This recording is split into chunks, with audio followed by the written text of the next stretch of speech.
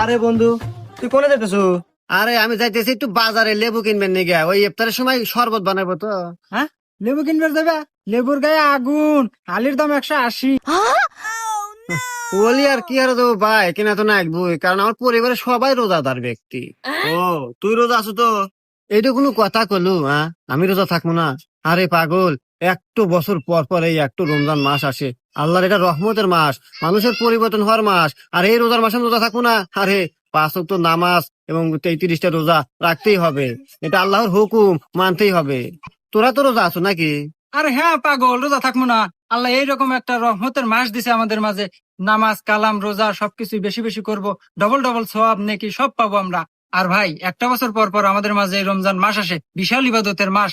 এই মাসে আমরা রোজা নামাজ বেশি বেশি করব এবং বেশি নেকি পাবো। আর আমরাও থাকতেছি আর থাকবো ইনশাল্লাহ। আরে, তোমার কথা শুনে অনেক খুশি